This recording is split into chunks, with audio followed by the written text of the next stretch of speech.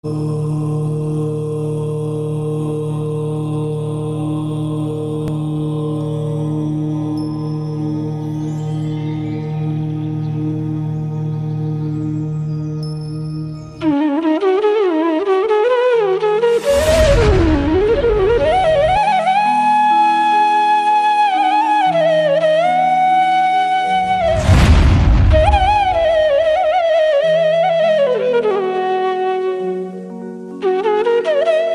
नमः सिद्धेभ्यः सिद्धं शुद्धं पनमीय जिनीन्द्रवरनेमि छन्दमकलङ्कं गुणरयनभूषणुदयं जीवसपरुवनम् ओच्छम। बोलो देवादिदेव 1008 श्री श्रेयांसनाथ भगवान की जय। देवादिदेव 1008 श्री नेमिनाथ भगवान की जय। देवादिदेव 1008 श्री बाहुबली भगवान की जय। सिद्धांत चक्रवर्ती आचार्य श्री नेमिचंद्राचार्य महामुनिराज की जय। संत शिरोमणि आचार्य गुरुवर विद्यासागर जी महामुनिराज की जय। विद्याकुल शिरोमणि आचार्य श्री समय सागर जी महामुनिराज की जय। श्रमण शिरोमणि निर्यापक महाश्रमण मुनि पुंगव श्री सुधा सागर जी महामुनिराज की जय।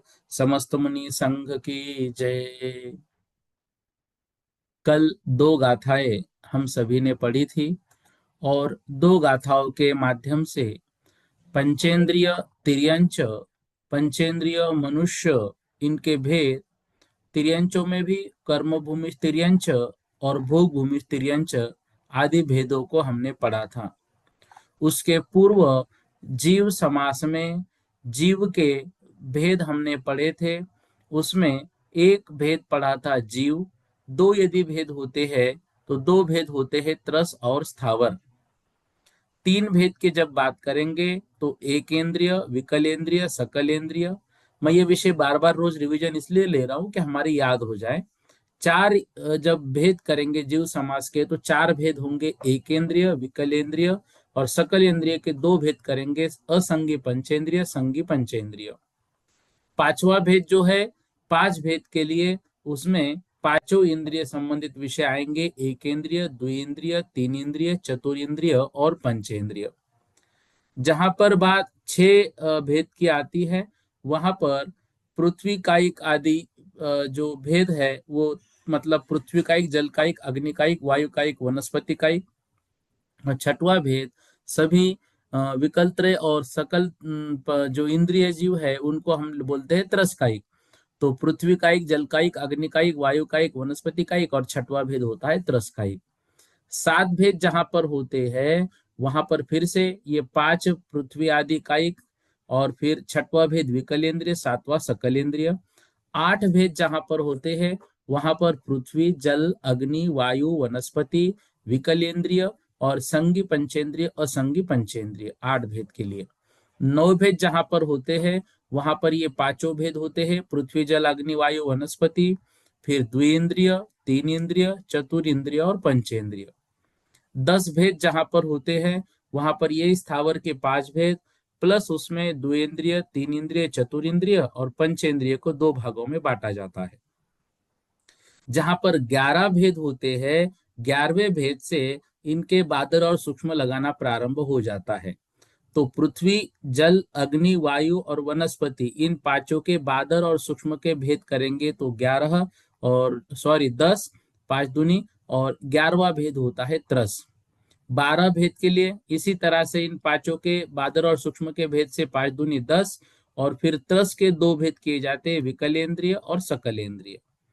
13वें भेद के लिए भी इन पांचों के बादर और सूक्ष्म के भेद से 10 होंगे, फिर विकलेंद्रिय और जो सकल इंद्रिय उनके दो भेद करते संगी पंचेंद्रिय, असंगी पंचेंद्रिय। 14 भेद के लिए भी इन पांचों के बादर सूक्ष्म के भेद से 10 भेद होते हैं, दो दो मतलब पृथ्वी बादर, पृथ्वी सूक्ष्म, जल, जलकायिक बादर, जलकायिक सूक्ष्म, ऐसे ये 10 और फिर दो इंद्रिय, तीन इंद्रिय, चतुरिंद्रिय और पंचेंद्रिय।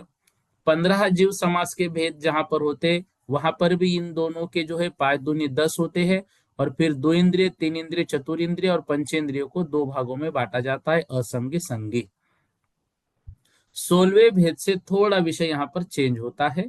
16वें भेद के लिए क्या करना पड़ता है, पृथ्वी, जल, अग्नि, वायु, ये चार भेद और जो वनस्पति कायिक है उनको दो भागों में बांटा जाता है, साधारण और प्रत्येक। तो साधारण के भी यहाँ दो भेद पकड़े जाते हैं नित्य निगोद और इतर निगोद, ऐसे ये 6 भेद हो गए साधारण वनस्पति लेके। फिर इनके सूक्ष्म और बादर के भेद से 12 भेद हो गए।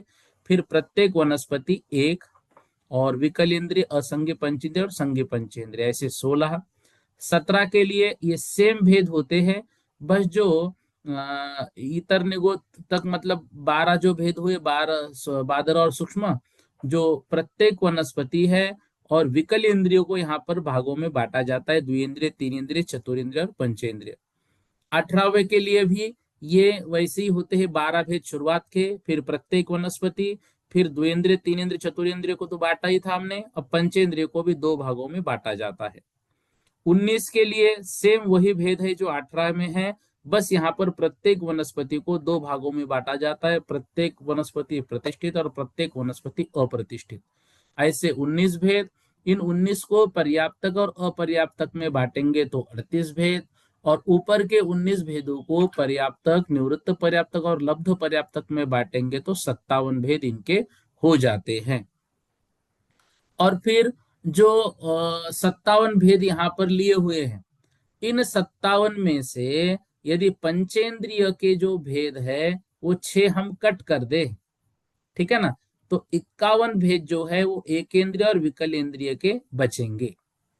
ठीक है, 6 भेद कैसे हो गए पंचेंद्रिय के? 6 भेद हो गए, देखो 57 में से पंचेंद्रिय के 6 भेद लगाएंगे, मतलब संगी पंचेंद्रिय, असंगी, संगी पर्याप्तक, निवृत्त पर्याप्तक, लब्ध पर्याप्तक, ये 3, और असंगी पर्याप्तक, निवृत्त पर्याप्तक, लब्ध पर्याप्तक, ये 3, ऐसे 6 भेद यदि 57 में से हमने कट कर दिए तो वो एक इंद्रिय और विकल इंद्रिय के 51 भेद हो जाते हैं। फिर 51 प्लस 34 भेद उसमें तिर्यंच पंचेंद्रिय के लगाए तो 85 प्रकार के ये भेद होते हैं। और उसके बाद फिर जो मनुष्य होते हैं उन मनुष्यों के भी भेद उसमें जोड़े जाते हैं, 9 प्रकार के मनुष्य, 2 प्रकार के मतलब देव और नारकी, निवृत्त पर्याप्तक और पर्याप्तक इस अपेक्षा से। अब जो है ये कैसे होते हैं, तो कल की इन 2 गाथाओं से हमने समझा था। इन 2 गाथाओं को एक बार देखिए। इगी वन्नम इगी विगले, इगी वन्नम मतलब 51 भेद एकेंद्रिय और विगले मतलब विकलेंद्रिय के। असन्नी सन्नी मतलब असंगी और संगियों के, जो जलचर, थलचर और नभचर। और फिर इसमें से जो गर्भ भवे और सम्मूर्छन, ऐसे 2 भेद करेंगे, तो गर्भ भवे के 2 निवृत्त पर्याप्तक और पर्याप्तक, सम्मूर्छन के 3 पर्याप्तक, निवृत्त पर्याप्तक और लब्ध पर्याप्तक, इस तरह से। फिर भोग थल खेचरे 2-2, भोग भूमि में जो स्थल मतलब खेचर मतलब नभचर और थलचर, ऐसे 2 ही भेद होंगे, वहां पर जलचर जीव नहीं होते तो उनके 2-2। फिर 80 नंबर की गाथा में हमने पढ़ा था जो आर्यखंड के मलेच्छ मनुए, जो आर्यखंड में पर्याप्त, निवृत्त पर्याप्त और लब्ध पर्याप्त तीनों प्रकार के मनुष्य, मलेच्छ खंड में सिर्फ 2 ही प्रकार के होते हैं, वहां पर लब्ध पर्याप्तक नहीं होता है। इस प्रकार भोग भूमि, कुभोग भूमि, देव और नारकियों में भी 2-2 ही भेद होते हैं, इसलिए सब मिलाकर जीव समास के 98 भेद होते हैं। एक बार देखिए, आपको मोटा मोटी ये 2 गाथाओं का अर्थ बता देता हूं। सर्वप्रथम अपने माइंड में 2 भेद तैयार कीजिए, संगी और असंगी। ठीक है, कर्म भूमि स्त्रियंचों के, संगी और असंगी। अब संगी के 3 भेद होंगे, जलचर, थलचर, नभचर। ऐसे असंगी के भी 3 भेद होंगे, जलचर, थलचर और नभचर। अब इन जो संज्ञ और असंगी पहले 2 भेद किए और दोनों के भी 3-3 किए, जलचर, थलचर, नभचर, ऐसे। अब जो असंगी के जलचर, थलचर और नभचर है, उनके भी जलचर के 2 भेद होंगे, गर्भज और सम्मूर्छन। थलचर के भी 2 भेद होंगे, गर्भज और सम्मूर्छन। नभचर के भी 2 भेद होंगे, गर्भज और सम्मूर्छन। इसी प्रकार संज्ञों में भी गर्भज सम्मूर्छन जलचर के, गर्भज सम्मूर्छन थलचर के, गर्भज सम्मूर्छन नभचर के। अब जलचर में जो गर्भज है असंगी, उनके निवृत्त पर्याप्तक और पर्याप्तक ये 2 ही होंगे। सम्मूर्छन के तीनों भेद होंगे। ऐसे थलचर के भी गर्भज के 2 ही भेद होंगे, सम्मूर्छन के 3 होंगे। नभचर के भी गर्भज के 2 ही भेद होंगे और समूर्छन के तीनों भेद होंगे। ठीक है। अब ऐसे ही हम संगी में लगाएंगे, तो संगी में क्या होगा, संगी में भी जो गर्भज है उनके निवृत्त पर्याप्तक और पर्याप्तक ऐसे 2 और समूर्छन के 3, ऐसे मतलब ये जैसे असंगी में लगाए वैसे ही संगी में भी लगाए जाएंगे। तो ये असंगी और संगी के जब इन भेदों को हम डिवाइड करते हैं तो गर्भज जन्म पंचेंद्रिय तिर्यंच के जो भेद होते हैं वह जो पर्याप्तक और निवृत्त पर्याप्तक की अपेक्षा वो 12 प्रकार के होते हैं गर्भज, और समूर्छन जो है वह मतलब पर्याप्तक निवृत्त पर्याप्तक और लब्ध पर्याप्तक की अपेक्षा उनके 18 भेद होते हैं।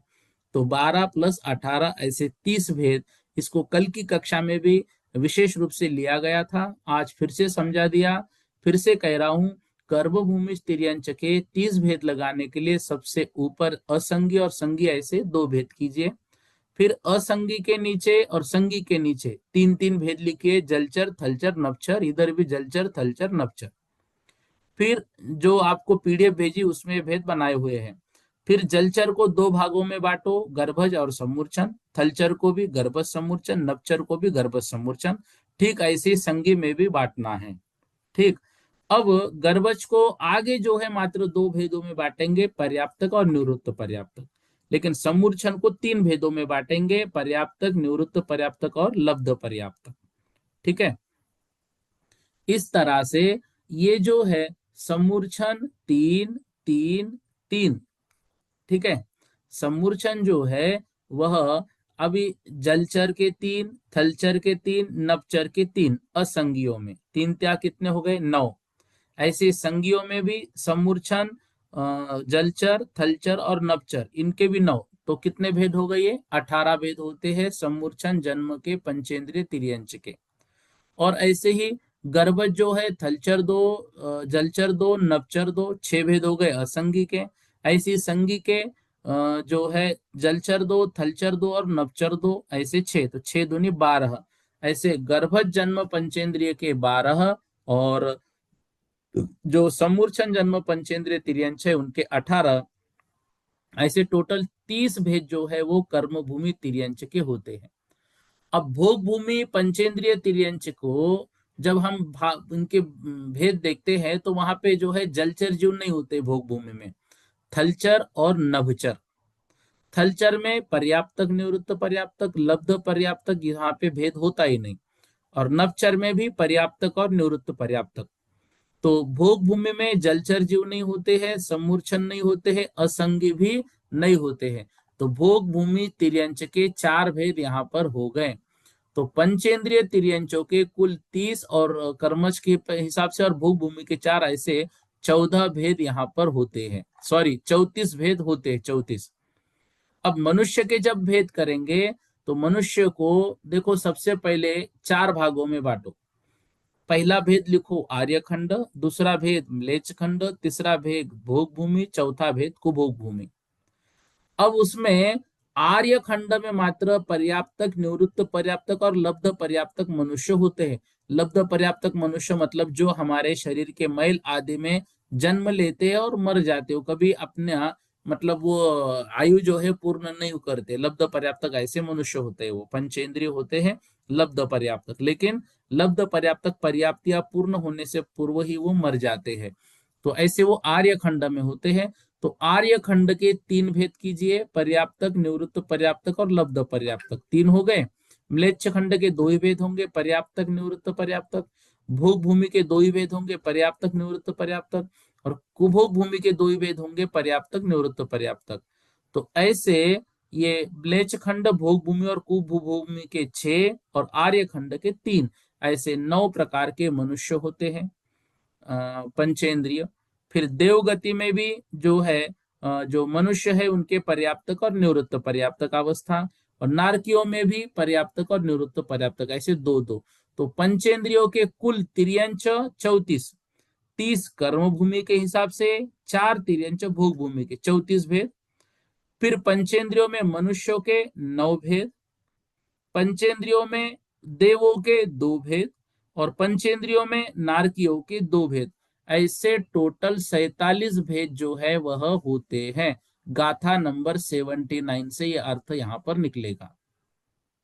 57 भेद में से यदि हम पंचेंद्रियों के भेद को घटा दे तो 51 भेद बचेंगे।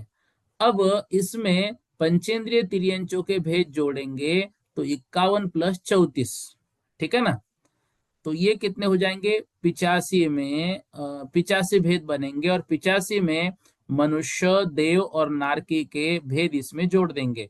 तो 85 प्लस 9 प्रकार के मनुष्य, 2 प्रकार के देव, 2 प्रकार के नारकी, ऐसे 98 भेद, 98 भेद जो है वह कुल मिलाकर बनते हैं, मतलब जीव समास के। इस तरह से जीव समास के 57 भेदों को हमने देखा। तो जीव समास के 57 भेद पर्याप्तक, लब्ध पर्याप्तक और निवृत्त पर्याप्तक की अपेक्षा से होते हैं। इस तरह से यहां तक का विषय जो है हमने पढ़ लिया था, ठीक है। 98 भेद देखो, एकेंद्रिय के 42, विकल इंद्रिय के 9, 51 हो गए, और सकल इंद्रिय के 47, ठीक है। अब जो 42 भेद यहाँ पर एकेंद्रिय के किए वो किस तरह से यहाँ पर निकाल कर बताया है, स्क्रीन पर देखो आप। कर्म भूमि तिर्यंच के 30 भेद कैसे होते हैं ये यहाँ पर निकाला, ठीक है। आप स्क्रीन पर देखिए, भूख भूमि तिर्यंच के 4 भेद कैसे होते ये भी यहाँ पर लिखा हुआ है, और ये पीडीएफ कल मैंने ग्रुप पर भेज भी दी थी। मनुष्य के 9 भेद कैसे है ये यहाँ पर देखो लिखा हुआ है सब कुछ डिटेल में, ठीक। फिर देवों के 2 पर्याप्तक निवृत्त पर्याप्तक, नारकियों के 2 पर्याप्तक निवृत्त पर्याप्तक। इस तरह से ये 98 मतलब 98 प्रकार का जीव समास होता है। यहाँ तक हमको पढ़ना है, यहाँ तक हमारी पढ़ाई हुई है। रेणुका दीदी जी प्रश्न पूछे, क्या है आपका? जय शीघ्रता जिनेन्द्र कीजिए। भैया जी। भैया जी जी, जी। एग्जाम में क्वेश्चन आया है कि भोग भूमि में जलथर, जलचर, नभचर, थलचर और उभयचर, हाँ, तो उसमें से एक पे टिक मार्क करना कि कौन नहीं होते। तो उभयचर क्या हुआ उसके अंदर? उभयचर मतलब जो जल में भी चलते हैं और जो थल में भी तो चलते वो हैं। भोग भूमि में तो आएगा ना, लेकिन या नहीं आएगा? देखो अब उसमें से एक कट करना है तो आपको जलचर को कट करना पड़ेगा, नहीं, वो बात तो क्योंकि आपकी ठीक है, लेकिन ये उभयचर क्या शब्द आया, ये तो हमने आज तक पढ़ा ही नहीं कभी। उभयचर क्यों नहीं पढ़ा भाई कहाँ अपने पे यहाँ? आया वो? देखो, उभयचर जो है ना वो विज्ञान के हिसाब से शब्द आया है। हाँ, उभयचर विज्ञान मतलब के। जो प्राणी जल में भी चलते हैं और थल में भी चलते हैं। हाँ जी, हाँ अब जी। वहां पे तो जल की बात है ही नहीं है, भोग भूमि में तो शब्द ही देना उनका गलत है वो। हाँ, वही तो गलत हुआ ना ये तो। ठीक है। हाँ, पिछले साल के क्वेश्चन में आप पिछले साल का पेपर है ना, उसमें आया हुआ ये। अच्छा अच्छा, ठीक है ठीक है, हो सकता है उसमें 2 कट करने के हो। एक ही विकल्प था उसमें, तो चलो देख ले नहीं नहीं, आप, आपको प्रश्न अगर। प्रश्न एक बार देखो, मुझे भेजो आप, ठीक है। मैंने आपको भेज दिया। हाँ हाँ। हम्म। नेमी चंद्र जी जैन बोलिए। भैया जी जय जिनेन्द्र। जय ए, जिनेन्द्र। भैया जी एक बार ये 13 कर्म समझा दीजिए मुझे। कौन से 13 क्रम? पहले आया ना 13 कर्म में से एक कौन कौन से कर्म लिए हैं, उसमें लिखा है ना 5 कर्म लिए, 2 कर्म लिए, 7 कर्म लिए। कर्म की तो बात ही नहीं चल रही ना अभी। अभी नहीं, इसकी पहली गाथा में आया ना, 73, 72, 73 में। आप मुझे प्रश्न बोल दो क्या अच्छे से, 1 मिनट में देख रहा हूँ 72 73 नंबर का विषय कौन सा पूछ रहे हैं आप। आपने जो पीडीएफ भेजी है ना उसमें लिखा है कितने कर्म इसमें लिए हैं। 1 सेकंड मैं देख रहा हूँ, 72 पे ही जा रहा हूँ। ये आ गए हम 72 में, ठीक है। एकेंद्रिय बादर के एकेंद्रिय के बादर सूक्ष्म 2 भेद, विकलेंद्रिय के द्विन्द्रिय, 3 इंद्रिय, चतुरेंद्रिय के 3 भेद, पुनश्च पंचेंद्रिय के संज्ञ असंज्ञ 2 भेद। इस तरह 7 जीव के भेद हुए। एक भेद पर्याप्त और एक भेद अपर्याप्त। इस तरह संक्षेप में 14 जीव समास होते हैं। अब इसमें कर्म कहाँ लिखा हुआ है? लिखा ना। अच्छा, पूर्वोक्त 13 कर्मों में से कितने कितने कर्म प्रयोग कर्म। किए? हाँ तो वो 13 अच्छा कर्म अच्छा अच्छा। हाँ हाँ हाँ, देखो देखो देखो, ये जो है ना, यहाँ पर ये बता रहे हैं कि जो जीव के भेद किए उसमें से मतलब वो किस तरह से किए। तो अब जाति नाम कर्म के 5 भेद होते हैं, एक इंद्रिय जाति, द्विइंद्रिय जाति, 3 इंद्रिय जाति, 4 इंद्रिय जाति, 5 इंद्रिय जाति, ठीक है। फिर पर्याप्त नाम कर्म और अपर्याप्त नाम कर्म। ये 5 और 2 7, बादर और सूक्ष्म 9। ऐसे ये जो कर्म है ये 13 कर्मों में से, मतलब जो यहाँ पर भेद दिए है ना, ये देखो हाँ। ऊपर बादर, सूक्ष्म, द्विंद्रिय, तीन इंद्रिय, चतुरिंद्रिय और पंचेंद्रिय, असंगी, संगी। अब पूर्वोक्त 13 कर्मों में से कितने कर्म प्रयोग किए, तो इसमें से हमने क्या लिया, जाति कर्म लिया, पर्याप्त अपर्याप्त लिया, बादर और सूक्ष्म लिया, अर्थात 9। अब शेष का प्रयोग आगे विस्तार से करेंगे, मतलब असंगी संगी यहां पर नहीं लिया, ठीक है। तो वो असंगी और संगी को जो है आगे डिटेल में लेंगे, ऐसा वो बता रहे हैं। तो क्लियर हुआ भैया? असंगी संगी लेंगे तो 9 2 11 हो जाएंगे। हाँ, तो और बाकी जो है देखो, एकेंद्रिय के बादर और सूक्ष्म यहाँ पर भेद नहीं लेंगे, मतलब बादर और सूक्ष्म भेद लिया है, और जो एकेंद्रिय का वनस्पति कायिक में प्रतिष्ठित सप्रतिष्ठित जो है ना, वो भेद यहाँ पर नहीं लिया, सीधा जात पांच जाति कर्म ही लिया है ना, उसमें बादर और सूक्ष्म लिया। वो प्रतिष्ठित और अप्रतिष्ठित नहीं लेने से वो जो है 11 और 2 13 हो जाएंगे, वो उसमें मिला लेंगे तो। अच्छा, ये समझ में नहीं आया था मुझे कैसे देखो निकाल। वनस्पति के जो भेद है ना, वनस्पति के भेद में नित्य निगोद और इतर निगोद, और हाँ। प्रत्येक वनस्पति का जो है, तो प्रत्येक वनस्पति का सप्रतिष्ठित और अप्रतिष्ठित। तो यहाँ पर वनस्पति कायिक के जो दो भेद किए जाते हैं, कौन से होते हैं वो, साधारण नामकर्म एक होता है और प्रत्येक नामकर्म होता है। देखो, गति, जाति, शरीर, रांगोपांग, निर्माण, बंधन, संगात, संस्थान, सहनन, स्पर्श, रस, गंध, वर्णानुपूर्व्या, गुरु लघुप, घात, परघाता, तपोद्योतोच्च, वास, विहायो, गतयः, प्रत्येक, है ना, प्रत्येक शरीर, ये भी एक नाम कर्म है। तो प्रत्येक शरीर को जो है वो इंक्लूड किया है 5 जाति कर्म में, अभी उसका डिटेल नहीं लिया, उसका डिटेल आगे विस्तार से बताएंगे, ऐसा सिर्फ लिख दिया, ठीक है। नहीं भैया जी, मैं कह रहा हूँ जैसे इधर 9 कर्म हो गए थे, 9। ठीक है, 9 9। फिर दो हाँ असंगी संगी हो गए। फिर हाँ, वनस्पति के प्रतिष्ठित अप्रतिष्ठित हो गए। नित्य निगुण वनस्पति के प्रति, सुनो सुनो सुनो, वनस्पति के प्रत्येक और साधारण होंगे। फिर साधारण की वो भेद होते हैं, नित्य निगोद, इतर निगोद, वो प्रभेद है, वो नहीं लेंगे। यहाँ पर सिर्फ हम दो भेद गिनेंगे, वनस्पति के प्रत्येक और साधारण।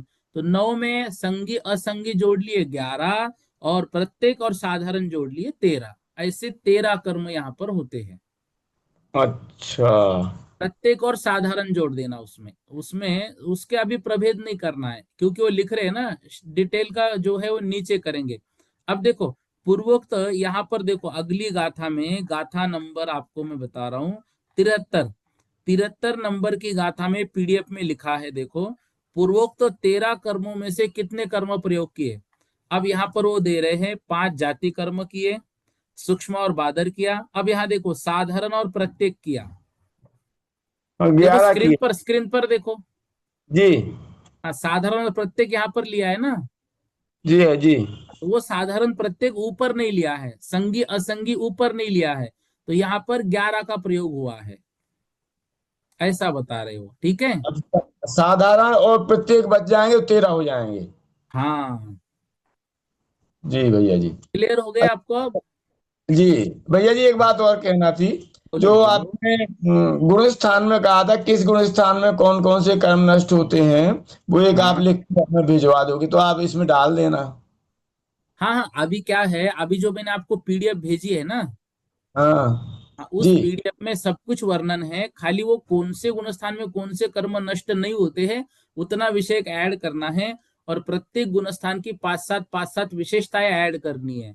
तो उसको मैं अच्छा। भेजूंगा, वो अभी देखो परीक्षा में आएगा नहीं, लेकिन आपको मैं परीक्षा के पहले पहले जैसे जैसे होगा ना वो लूंगा, क्योंकि अभी ठीक। आगे का विषय भी तो मुझे ऐड करते चलना है, तो मैं ये पहले बना रहा हूँ।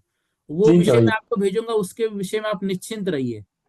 ठीक है भैया जी। अब ये पीडीएफ भी मैंने भेज दी है आपको ग्रुप पर। जी जी। हाँ हाँ, ठीक है। ठीक है चलिए, भैया जी, जय जय। नया पुरुष आपका है क्या? और कुछ बोल रहे क्या? नहीं नहीं भैया जी। हाँ हाँ, आइए देखिए। अब यहाँ पर जो है, इस तरह से हमने जो जीव समास के 98, मतलब 98 भेद है, उन 98 भेदों के विषय में समझा। अब जो है यहाँ पर, वो जो जीव समास है उन जीव समास में जीवों की खोज की जा रही है।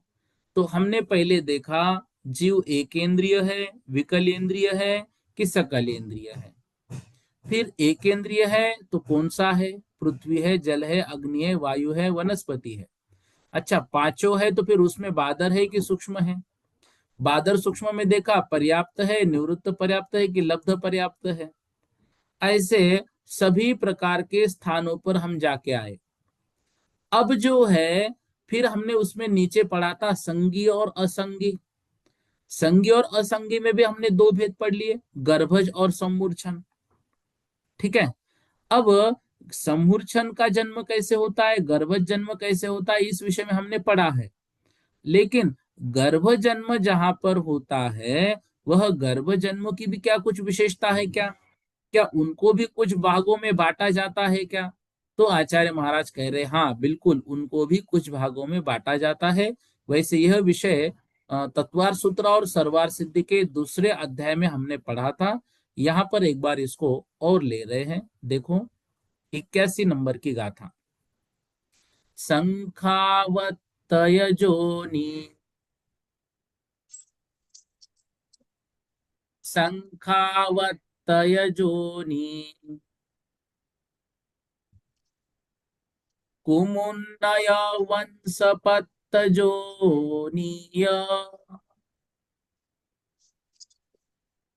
कुमुन्नय वंशपत्तजोनीय,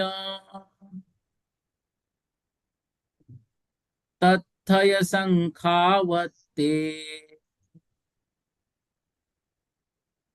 तत्थय संखावत्ते, नियमादु विवज्जते गभ्भो, नियमादो विभज्यते नियमादु विवज्जते गभ्भो। नियमादो विभज्यते गभ्भो। एक साथ बोलेंगे, संखावत्तय तय जोनि, जोणी कुमुन्नय वंशपत्तजोनिय, जोणी तत्थय तथय संखावत्ते, संखावते नियमा नियमादु विवज्जते विवज्जते गभ्भो। गभ्भो।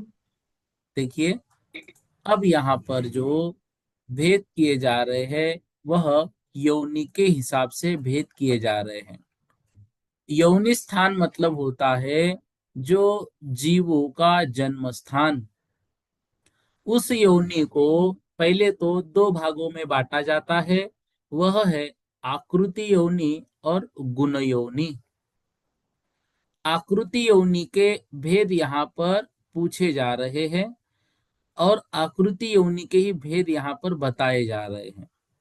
देखो यहाँ पर मतलब जो आकृति योनि मतलब जिसका आकार से जिसको बताया जाए। अब आकार से जिसको बताया जा रहा है वह योनि तीन प्रकार की होती है। एक होती है शंखावर्त योनि, एक होती है कुर्मोन्नत योनि, एक होती है वंशपत्र योनि। आकृति योनि, शंखावर्त मतलब जिसके भीतर शंख के समान चक्कर पड़े हो, जिसके भीतर शंख के समान चक्कर पड़े हो उसको शंखावर्त योनि कहते हैं। कुर्मोन्नत योनि होती है जो कछुआ की पीठ की तरह उठी हो, और वंशपत्र मतलब जो बांस के पत्ते के समान लंबी हो। ठीक है, तीन बातें हमने पढ़ी। अब हम चलते हैं गाथा की ओर। देखो अब जो संखा है मतलब संखावर्त योनि, तो उसके लिए शब्द यहां पर दिया है संखावतय जोनि, मतलब शंखावर्तक योनि। ठीक है, तो हम क्या शब्द बोलेंगे? शंखावर्त योनि। दूसरी दी कुमुन्नय, कुमुन्नय मतलब कुर्मोन्नत जोनि शब्द यहां लगेगा, तो कुमुर्नय मतलब कुर्मोन्नत योनि। तीसरी दी वंशपत्र योनि मतलब वंशपत्र योनि। इस तरह स्त्री शरीर में संभवित आकार रूप योनि 3 प्रकार की होती है। योनि अर्थात मिश्र रूप होकर औदारिक आदि 9 कर्म वर्गनारूप पुद्गलों से सहित जो बंधता है जीव जिसमें, वह योनि। मतलब औदारिक 9 कर्म है, तो औदारिक आदि 9 कर्म वर्गनाओं के पुद्गलों से सहित जो जीव जिसमें बनता है उसको योनि कहते हैं। हम उसको सामान्य भाषा में बोलते हैं जीव के उपजने का स्थान, वह योनि है। वह योनि 3 प्रकार से यहां पर बताई: शंखावर्त योनि, कुर्मोन्नत योनि और वंशपत्र योनि। ठीक है। तत्र तथ्य, दूसरी लाइन देखो, तथ्य मतलब वहां पर शंखावत्ते, शंखावर्त योनि जो है नियमातु विवर्जते गर्भे, अर्थात उन 3 प्रकार की योनि में जो शंखावर्त योनि होती है वहां पर गर्भ जो है विवर्जते नियमातु, वहां पर गर्भ नियम से रहता ही नहीं। ठीक है। मान लो शंखावर्त योनि किसी की है तो उनके गर्भ ठहरता नहीं, और कदाचित ठहरा तो नष्ट हो जाता है। ये शंखावर्त योनि के विषय में बता रहे हैं। गाथार्थ क्या हुआ? योनियों के 3 भेद किए: शंखावत्त योनि मतलब शंखावर्तक योनि, दूसरा दिया कुर्मोन्नत योनि, तीसरा दिया वंशपत्र योनि। विशेषता बताई वहां पर जो शंखावर्त योनि है नियमादु नियम से गब्भो विवर्जते, अर्थात वहां पर गर्भ जन्म विवर्जित है, मतलब गर्भ जन्म वहां पर होता ही नहीं। ठीक है। अब देखो योनि जीव के उपजने का स्थान, यहां पर विशेष क्या लिया हमने? मिश्र रूप होकर औदारिक आदि 9 कर्म वर्गनारूप पुद्गल से सहित बंधता है जीव जिसमें, वह योनि है। योनि 2 प्रकार की: आकृति मतलब उत्पत्ति स्थान की आकृति के आधार पर, और गुण मतलब उत्पत्ति स्थान के स्पर्शादि गुण के आधार पर। ठीक है। अब इसमें देखो शंखावर्त योनि में कोई जीव जो है वो ठहरता ही नहीं है, मतलब शंखावर्त योनि में जन्म की बात नहीं आती है। क्यों लिया इसमें? इसलिए लिया कि जो गर्भ ठहरता है वो भी नष्ट हो जाता है, तो कुछ जो ऐसे गर्भ होते हैं जो गर्भ में भी नष्ट हो गए, मतलब शंखावर्त योनि वाले में, उनके लिए वह भेद यहाँ पर लिखना होता है। तो यहाँ पर दिया शंखावर्त योनि में गर्भ नियम से विवर्जित है, गर्भ रहता ही नहीं। 2 योनियों की और कुछ विशेषता है क्या अगले? तो वो बता रहे हैं। देखो 82 नंबर की गाथा, कुम्मुन्नय जोनिये, कुम्मुन्नय जोनिये तिथयरादुविह चक्रवठिय,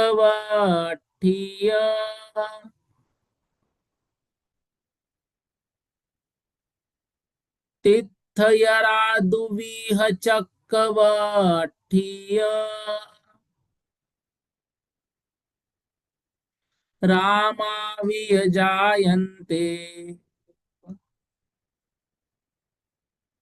रामावियजायन्ते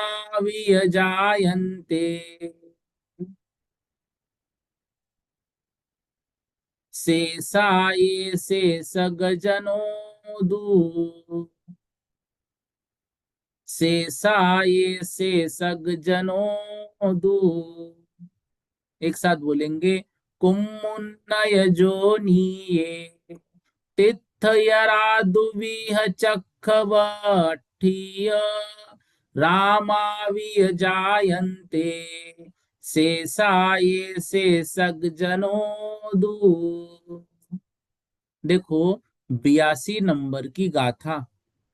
अब यहां पर बता रहे हैं कुम्मुन्नय जोनिये, मतलब जो कुर्मोन्नत योनि है उस जोनि है, मतलब यहाँ सप्तमी विभक्ति लगाई है, तो उस कुर्मोन्नत जोनि है मतलब योनि में तिथयरा अर्थात तीर्थंकर जन्म लेते हैं।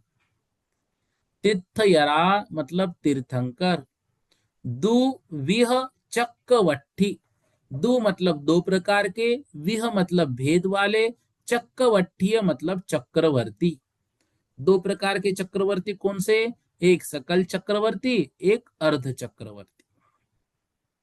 रामा विय जायन्ते, रामा मतलब राम आदि, विय मतलब भी, जायन्ते होते हैं। राम मतलब कौन? राम आदि कौन? तो नारायण, प्रतिनारायण या बलभद्र आदि। तो रामावि मतलब सब में उनको ले लिया, नारायण, प्रतिनारायण, बलभद्र। तो रामावीय तो नारायण, प्रतिनारायण और बलभद्र जो है वो भी उत्पन्न होते हैं। शेषाए मतलब शेष, जो बचे हैं, शेषज्ञ जनों, वे शेषक, अर्थात जो बाकी बचे हैं वे सब शेष में, मतलब अब शेष कौन सी बची? एक तो जो शंखावर्त दी उसमें गर्भ ठहरता ही नहीं, दूसरी जो कुर्मोन्नत होती है उसमें ऐसे महापुरुष जन्म लेते हैं, तीर्थंकर, सकल चक्रवर्ती, अर्ध चक्रवर्ती, नारायण, प्रतिनारायण, बलभद्र। अब बाकी यहाँ पर कोई नहीं जन्म लेता, ठीक है ना, कोई जन्म नहीं, मतलब रामा ये जन्मते हैं, बाकी कोई नहीं। और शेषाए, और जो शेष बचे जीव है वे सारे शेषक जनों, जो शेषक जन है मतलब अवशेष जन जो है, बाकी जो बचे हुए हैं वह कहाँ जन्म लेते हैं? शेषाए मतलब शेष जो योनि बची वंशपत्र योनि में। अच्छा, वंशपत्र योनि में तीर्थंकर आदि जो है ये जन्म नहीं लेते हैं, ठीक है। इस प्रकार से ये आकार के अनुसार यहां पर भेद किया, ठीक। अब जो जन्म भेदों के निर्देशक पूर्वक गुण योनि का कथन जो है वो अगली गाथा में होगा। यहाँ पर देखो, आकार योनि के हिसाब से शंखावर्त योनि में गर्भ नियम से नहीं रहता, कुर्मोन्नत योनि में तीर्थंकर, सकल चक्रवर्ती, अर्ध चक्रवर्ती, नारायण, प्रतिनारायण और बलभद्र जन्म लेते हैं। वंशपत्र योनि में अवशेष जन उपजते हैं, तीर्थंकर आदि नहीं उपजते, ठीक है। अब गुण के अनुसार क्या उनके भेद है तो बता रहे हैं, जम्मम खलु समुच्छन, जम्मम खलु समुच्छन, गभ्भुववादादुहोदित जोनि, गभ्भुववादादुहोदित जोनि, सच्चित सद्धि, सच्चित सद्धि संवो, सच्चित सिद संवो, सेदर मिस्साय पतेयम।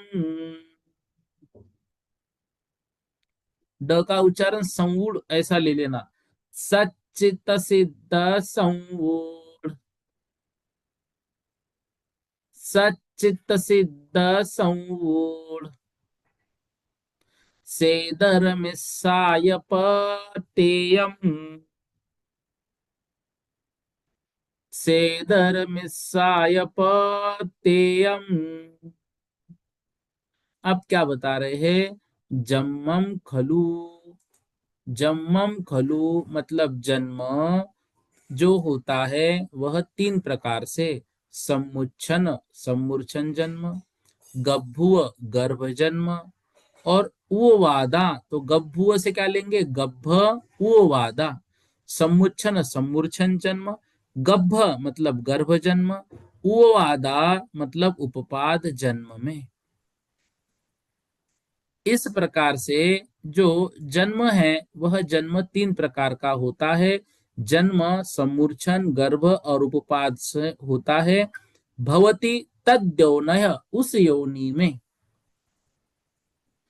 ठीक है।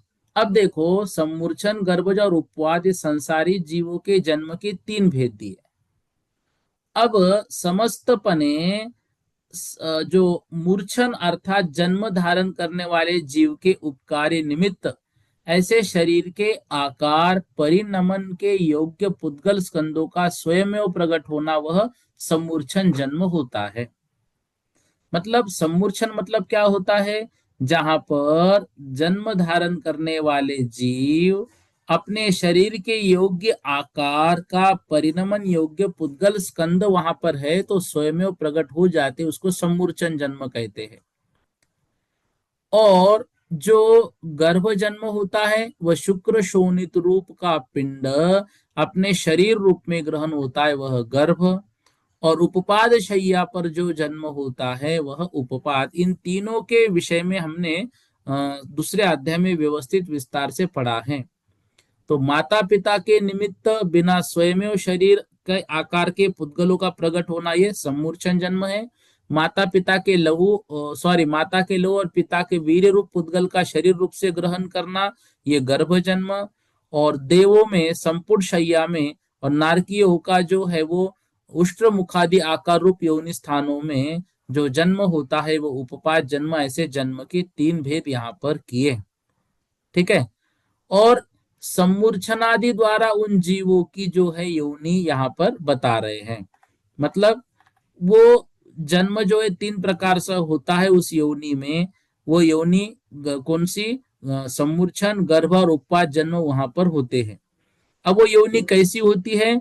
सच्चित्त, फिर सीद मतलब शीत, संवुड मतलब संवृत, सेतर मतलब इससे विपरीत, सचित्त के विपरीत अचित्त, शीत के विपरीत उष्ण और संवुड मतलब संवृत के विपरीत विवृत। मिश्राश्च, और मिश्र भी सचित्ताचित शीत उष्ण संवृत विवृत, यह पत्तेयम प्रत्येक के। ठीक है। तो इन सम्मूर्छन आदि जन्म द्वारा जो जीवों की योनि है वह जीव के शरीर ग्रहण के आधारभूत स्थान यथा संभव 9 प्रकार के किए। सचित्त शीत संवृत्त, इनके विपरीत अचित्त उष्ण विवृत्त, इनका मिलन मिश्र मतलब सचित्ताचित शीतोष्ण और संवृत्त विवृत, ऐसे 9 प्रकार की होती है। ये योनियां सम्मूर्छनादिकों में प्रत्येक के यथा संभव होती है। चित्त का अर्थ यहाँ चेतन ऐसा समझना, तो चेतन सहित सचित्त। अन्य प्राणियों के द्वारा पूर्व ग्रहण में हुए पुद्गल स्कंद जो है वो सचित्त है। इसके विपरीत अन्य प्राणियों द्वारा ग्रहण नहीं किए हुए पुद्गल स्कंद अचित्त है। सचित्त अचित्त दोनों रूप पुद्गल स्कंद मिश्र है। और शीत स्पर्श जिनके पुद्गल शीत, उष्ण स्पर्श जिनके वो पुद्गल उष्ण, और शीत उष्ण दोनों रूप है वो मिश्र।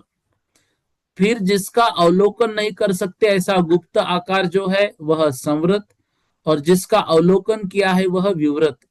संवृत विवृत दोनों रूप पुद्गल स्कंद वह मिश्र है। इस तरह जीव के उत्पन्न होने के आधारभूत स्कंदों के 9 प्रकार होते हैं। गुण के धारक त्रैलोक्य में यथा संभव जीव उत्पन्न होते हैं, ऐसे योनि रूप पुद्गल स्कंद उनके 9 भेद यहाँ पर बताए। ठीक है। इस तरह से गाथा नंबर 83 तक का जो वर्णन है वह यहाँ पर हमने लिया।